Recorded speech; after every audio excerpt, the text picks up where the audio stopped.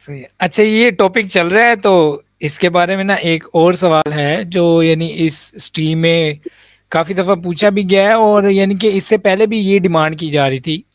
وہ یہ کہ یعنی کہ اہل بیت جو ہیں، اہل بیت اطہار، یا بلکہ میں اہل بیت کا نہیں کہتا، جو سید ہیں، ہاشمی جی سید، آپ کو یعنی کہ کیا لگتا ہے کہ اب نبی علیہ السلام جو ہے وہ دنیا سے تشریف لے کے جا چکے ہیں، جو اسپیسیفک اہل بیت تھے وہ دنیا سے تشریف لے کے جا چکے ہیں، تو جی جی اب جو موجود ہیں سید، ان کو باقی انسانوں پہ جو باقی یعنی کہ موجود ہے، باقی نسلیں، باقی قبیلے، وہ بھی اللہ تعالیٰ نے بنائے، ان کے اوپر بے شک. یعنی کہ آپ کو کیا لگتا ہے آخر کیوں یعنی کہ اہل بیت کو یعنی ہمیں فضیلت دینی چاہیے؟ احادیث میں تو یہ چیز ملتی ہے، ٹھیک ہے نا، لیکن یعنی ان سید کو جو ہاشمی سید ہیں ان کو باقی قبائل پہ، باقی نسلوں پہ، باقی جو لوگ ہیں ان پہ کیوں یعنی فضیلت دی گئی ہے؟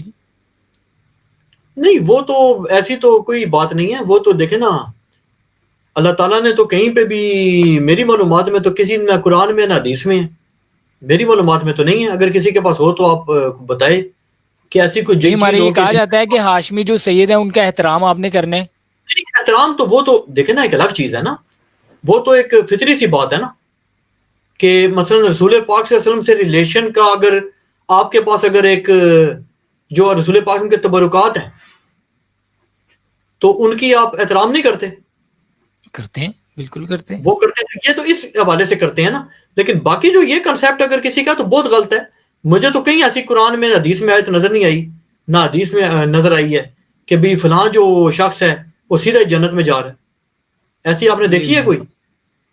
نہیں نہیں ایسا نہیں. تو جنت دوزخ کا تو فیصلہ اللہ پاک کرے گا، اس کا تو ایسا کوئی تعلق نہیں ہے. باقی جو لوگ عزت احترام کرتے ہیں وہ تو اس وجہ سے کرتے ہیں نا کہ وہ ہماری وجہ سے تھوڑی کر رہے ہوتے ہیں. اب مثلا میرا اگر کوئی شخص احترام کرے گا تو میرے میں ایسی کیا مطلب ہے کہ کوئی خاص کوالٹی ہے کہ میرا احترام کس لیے کرے گا؟ نہیں، کیا وہ تو یہ اسی لیے احترام کرے کرنا گا. ویسے فرض ہے؟ نہیں یہ تو اب جو ہے نا وہ تو اس لیے نا کہ دیکھیں نا نیت پہ ڈیپینڈ کرتا ہے نا. وہ تو نیت پہ ڈیپینڈ کرتا ہے نا کہ اگر ایک شخص اس لیے نیت سے کر رہا ہے، مثلا ایک شخص ہے، میں ہوں، اگر میرے ساتھ ایک شخص جو ہے وہ بغض اس نیت سے رکھتا ہے کہ بھائی یہ رسول پاک سے کی اولاد ہے، سے میں نے بغض رکھنا ہے، تو پھر تو آپ آگے خود فیصلہ کریں. اور اگر میرے ساتھ اس نیت سے کرتا ہے کہ بھائی یہ رسول پاک سے کی اولاد سے ہونے کا دعوے دار ہے نا، تو اس کے میں محبت اسے رکھتا ہوں، تو اللہ تعالیٰ اس کو اجر دینے والا ہے. صحیح ہے. باقی میری آخرت میں تو اس سے کوئی فائدہ نہیں پہنچنا نا، نہ مجھے کوئی نقصان پہنچنا اس سے. صحیح. نہیں، ہمارے نا یہ ایک کنسیپٹ ہے شاہ جی کے، یعنی جو ہاشمی سید ہے نا ان کا ایک تو آپ نے احترام فرض ہے، اور یہاں پہ ہمارے تو یہاں تک میں نے یہ خود چیز آبزرو کی ہے کہ وہ یعنی کہ کہتے ہیں کہ اگر کوئی سید صاحب ہیں وہ یعنی کہ چاہے وہ انہوں نے کوئی برائی بھی کی ہے نا تو آپ نے ان کو برا نہیں کہنا. یہ یعنی کہ ایک ہمارے یہ کنسیپٹ پایا جاتا ہے، میں نے خود چیز آبزرو کی ہے، یہ میں حالانکہ نے فتویٰ نسبت کا تو یہ نہیں ہے نا اس طرح. یہ میں نے فتویٰ پڑھا تھا امام احمد رضا خان بریلوی صاحب کا نا، بہت عرصہ پہلے. اس میں غالباً انہوں نے کہا تھا کہ اگر سید پیش ہو جائے، میں کوئی چوری ڈاکہ کر لیتا ہوں، خدا نخواستہ کر سکتا ہوں نا، ممکن تو ہے نا، کوئی فرشتہ تو نہیں ہوں، یا کوئی اور گناہ کبیرہ کر بیٹھوں، کوئی بہت بڑا جرم کر دوں تو جج کے سامنے میں پیش ہو جاؤں تو مسئلہ تو بنتا ہے نا. اب جج وہ غیر سید ہو، وہ مجھے سزا ہی نہ دے. تو احمد رضا بریلوی صاحب نے کہا تھا کہ جو جج نیت یہ کرے گا کہ میں نے سید سے گناہوں کو دور کرنا ہے.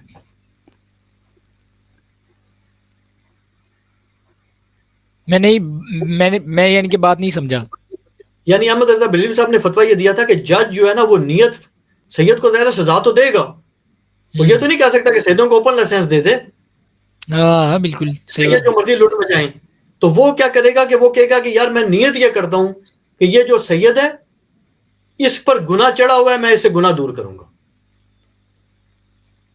یعنی انہوں نے اس وقت بھی کہا کہ یار محبت اور احترام کو آپ نہ چھوڑیں نا.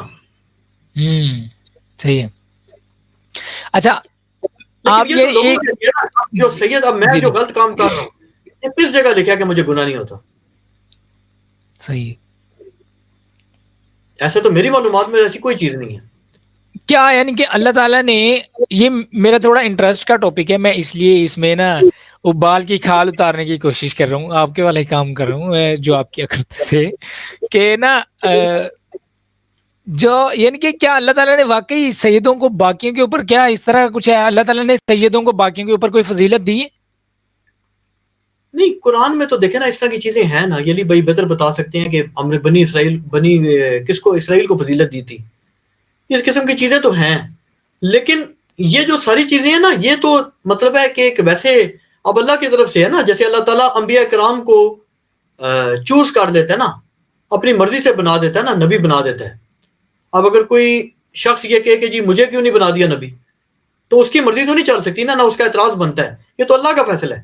اگر اللہ تعالیٰ مجھے جانور بنا دیتا تو میں تو اس پہ بھی اعتراض نہیں نہ کر سکتا. تو اگر اس نے انسان بنا دیا تو بھی اس کی مہربانی ہے، میرا کوئی اس میں کمال نہیں ہے، میرا کوئی اس میں وہ نہیں ہے، رول نہیں ہے. اگر سیدوں میں پیدا کر دیا تو بھی کوئی اس میں کمال نہیں ہے، مسلمانوں میں کر دیا تو بھی کوئی کمال نہیں ہے. تو یہ اللہ کی مرضی ہے. امیروں میں پیدا کر دے، غریبوں میں کر دے، شکل جیسی مرضی دے دے، ذہن جیسا مرضی دے دے، اس سے ایک فضیلت بن سکتی ہے. اس کا مطلب پھر یہ ہوا نا، اس کا تو پھر مطلب یہ ہوا کہ کسی کو بھی بینیفٹ آف ڈاؤٹ نہیں ملے گا، نسبت کی وجہ سے حساب سب کا برابر ہی ہونا ہے نا. نہیں، حساب تو سیدوں کا زیادہ سخت، اس طرح کی تو روایت میں نے پڑھی بھی ہے. زیادہ سخت؟ جی میں نے اس طرح کی روایت پڑھی ہوئی ہے، یا روایت پڑھی ہوئی ہے، یا وہ جو رسول پاک سے ان کی جو ازواج مطہرات ہیں اس سے کسی عالم نے قیاس کیا تھا. میں نے کوئی ایسا فتویٰ پڑھا ہوا ہے، اب مجھے ایگزیکٹلی نہیں یاد آ رہا، کہ نبی کی بیوی اگر تم نعوذ باللہ کوئی ایسی غلط کام کرو تو تمہیں ڈبل گناہ ہے. تو یہ قیاس کیا ہے. یا اس طرح کی کوئی روایت سادات کے بارے میں بھی ملتی ہے کہ سادات کو اگر ثواب ڈبل ملتا ہے نا، جیسے قرآن کی آیت ہے نا کہ ہم ان کی اولادیں جو نیک ہوں گی ان کو بھی ان کے ساتھ جمع کر دیں گے، تو پھر خطرہ بھی تو ڈبل ہے. وبارکنا علیہ وعلی اسحاق، اور ہم نے برکت نازل کی ان پر اور اسحاق پر، ومن ذریتہما، ان دونوں کی اولاد پر بھی.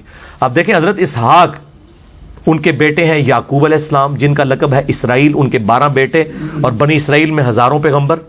دوسری طرف حضرت اسماعیل کی اولاد میں سے صرف نبی صلی اللہ علیہ وآلہ وسلم. بہرحال دونوں بچوں کو اللہ نے نبوت کے لیے چن لیا اور ان کی اولاد میں نبوت کو باقی رکھا.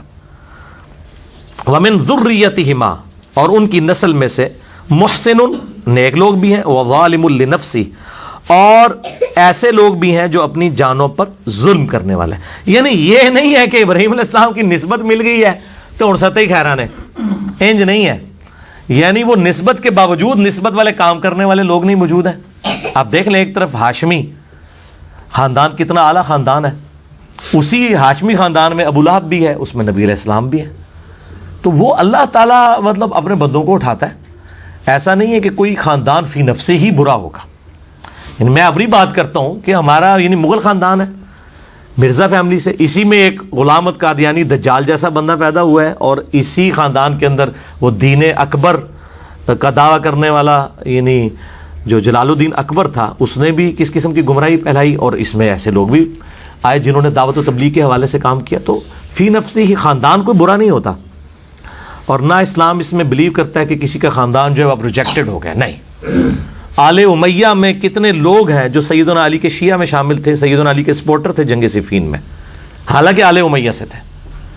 اور بنو ہاشم میں چند ایک لوگ ایسے تھے جو ہے وہ حضرت معاویہ کے ساتھ مل گئے رضی اللہ تعالیٰ عنہ. تو یہ نہیں ہوتا کہ مطلب کوئی خاندان کی وجہ سے کسی کا، ہاں اگر خاندان بھی ہو، اعمال بھی اچھے ہوں تو پھر نسبت فائدہ دیتی ہے. پھر حسن و حسین ہی جنت نوجوانوں کے سردار ہیں، ٹھیک ہے، پھر فاطمہ ہی جنتی عورتوں کی سردار ہیں. تو یہ دونوں ایکسٹریمز ہیں. ایک طرف وہ لوگ ہیں جو صرف نسبت کو لیے بیٹھے ہوئے ہیں، اور دوسری طرف وہ لوگ ہیں جو نسبت کا ڈینائی کیے بیٹھے ہوئے ہیں. حالانکہ درمیان میں موقف یہ ہے کہ نسبت کا فائدہ تب ہے جب کوئی شخص اپنے اعمال صحیح کرے تو پھر نسبت واقعی فائدہ دیتی ہے. دیکھیں نا اللہ تعالیٰ نے بنی اسرائیل کو بھی کہا نا انی فضلتکم علی العالمین، ہم نے بنی اسرائیل کو سارے جہان والوں پر فضیلت دی تھی، نسل ہونے کی وجہ سے دی تھی نا. اور اب بنو اسماعیل کو فضیلت دی ہے. بخاری مسلم کی حدیث ہے کہ قیامت تک خلافت صرف قریش میں رہ سکتی ہے، بنو اسماعیل کے اندر. کیا دوسرے مسلمان نہیں ہیں؟ لیکن قریش کو اللہ تعالیٰ نے چن لیا ہے، جیسے بنی اسرائیل کو چنا تھا اب بنو اسماعیل کو. اس لیے آپ دیکھیں کہ آخری خلیفہ جو ہوں گے مسلمانوں کے جو پوری دنیا میں خلافت قائم کریں گے، مسئلہ نمبر 127B میں نے امام محمد بن عبداللہ المہدی رضی اللہ تعالیٰ عنہ علیہ السلام کے بارے میں ریکارڈ کروایا 12 صحیح الاسناد حدیث کی روشنی میں. اور وہ بھی ہاشمی خاندان سے ہوں گے، سیدہ فاطمہ کی اولاد میں سے ہوں گے. ابو داؤد میں، مسند احمد میں اور کتابوں میں احادیث موجود ہیں. تو بنو اسماعیل میں سے نبی علیہ السلام کی اولاد میں سے سید ہوں گے، لیکن ایک سید وہ ہے جو صرف نام کا ہی سید ہے، اور پھر ظلم یہ کرتے ہیں کہ وہ عام لوگوں کو کہہ رہے ہوتے ہیں کہ امتی یہ بات کر رہا تھا. بھائی اسی تو امتی نہیں، اللہ دے بندے ہو، اسی نبی علیہ السلام دے امتی ہیں. امتی ہونے میں تو ہم دونوں برابر ہیں. جیسے بشر ہونے میں انبیاء اور عام انسان برابر ہیں، مرتبے کی بات نہیں ہو رہی بشر ہونے میں، اسپیشیز میں. اسی طریقے سے جہاں تک امتی ہونے کا تعلق ہے تو چاہے وہ بنو اسماعیل میں سے ہو، بنو اسرائیل میں سے ہو، یا کوئی ترک ہو، چاہے کوئی جٹ ہو، رائی ہو، کوئی مغل ہو، کوئی چودھری ہو، سب کے سب جو ہے وہ امتی ہونے میں تو برابر ہے نا. باقی مرتبے میں اب آپ دیکھ لیں، پھر وہ جو محنت کرے گا وہ آگے نکل جائے گا. اب قریش ہی میں یعنی بالکل نچلے درجے کے دو خاندان تھے، بنو تیم اور بنو عدی. ہمارے پہلے دو خلیفہ راشد جو ہیں وہ ان دو خاندانوں میں سے، اعلیٰ خاندان نہیں تھے وہ، حضرت ابوبکر اور حضرت عمر. آل امیہ چلیں کوئی اعلیٰ درجے کا خاندان حکومتی لیول پہ تھا، تیسرے خلیفہ حضرت عثمان ان میں سے ہوئے، اور چوتھے تو خیر ہاشمی تھے، سیدنا علی بن ابی طالب رضی اللہ عنہم اجمعین علیہم السلام. تو اسلام نے ذات پات ان ساری چیزوں کو ایڈریس ضرور کیا ہے اس حوالے سے، لیکن جو نسبت ہے وہ فائدہ ضرور دے گی اگر اعمال ہوں گے. اگر اعمال نہیں ہے تو نوح علیہ السلام کا بھی اللہ نے کہا یہ تیرا بیٹا ہے لیکن اس کے اعمال تیرے والے نہیں، یہ تیرا بیٹا ہی نہیں ہے. وہ اہل البیت سے ہی خارج کر دیا. یہاں پہ لوگ وہ جناب سیدوں کے احترام کے لیے ایسے ہاتھ باندھ کے کھڑے ہو جاتے ہیں، چاہے وہ پوڈری، چرسی، افیمی قسم کے، وہ مطلب بے نمازی قسم کے لوگ ہیں، ان کو رسپیکٹ کہہ رہے ہیں. ہم نبی علیہ السلام کو رسپیکٹ دے رہے ہیں. بھائی نبی علیہ السلام کو رسپیکٹ دینے کے لیے ضروری ہے کہ کسی پوڈری چرسی کو آپ نے رسپیکٹ دینی ہے؟ تھوڑے سید نے اور بعمل سید کوئی نہیں ہے، اس کو رسپیکٹ دیں.